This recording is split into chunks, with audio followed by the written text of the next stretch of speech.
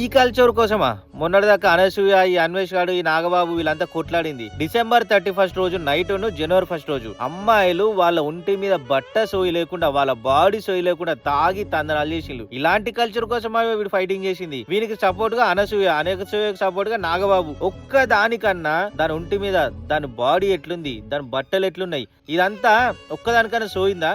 ఇష్టం వచ్చినట్టు ఎంజాయ్ చేసిండు. దీనికి సపోర్ట్ చేస్తున్నారా మీరు? ఈ కల్చర్ కావాలా మీకు? బయట అమ్మాయిలు ఇప్పుకొని తిరిగితే కాదు, మీ ఇంట్లో ఉన్న అమ్మాయే అలాంటి బట్టలు వేసుకుంటే మీరు యాక్సెప్ట్ చేస్తారా? అది ఆలోచించండి. అన్వేష్ గాడికి సపోర్ట్ కూడా చేస్తున్నారు కొంతమంది. వాడు మాట్లాడిందో తప్పు లేదు, వాడు కరెక్టే మాట్లాడినాడు, మాకు ఈ కల్చర్ కావాలి అని. మీరు బయట వాళ్ళు చూపిస్తుంటే మీరు ఎంజాయ్ చేయడం కాదు. ఒకవేళ మీ ఇంట్లో అమ్మాయిలే అలాంటి పొట్ట బట్టలు వేసుకొని సామాన్లు బయట పెట్టుకుంటే ఓకేనా? ఒక్కదానికన్నా ఒంటి మీద బట్ట సోయిందా, దాని బాడీ సోయిందా? ఇష్టం వచ్చినట్టు తాగి తిరిగి తందనాలు చేసిండ్లు. ఇంతో అంత మా మగజాతన్ అయ్యాం. గప్చుప్ గా తాగిండ్లు.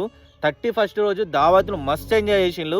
ఏ గొడవ లేదు, ఎటువంటి చిల్లర్లు లేకుండా సీదా సాఫ్ గా పని అయిపోయింది. తెల్లారు లేచి పనులు చేసుకుంటున్నారు. ఈ అమ్మాయిల కల్చర్ ని షీడమింగడానికే ఉన్నారు ఈ అన్వేష్ గాడును అనసూయ. ఎంతమందికి నచ్చింది ఇది? ఈ బెంగళూరు కల్చర్, హైదరాబాద్ కల్చర్ కావాలని ఎంతమందికి నచ్చింది? అసలు మీకు కావాల్సిన కల్చర్ ఏంటి? కామెంట్లు చెప్పండి.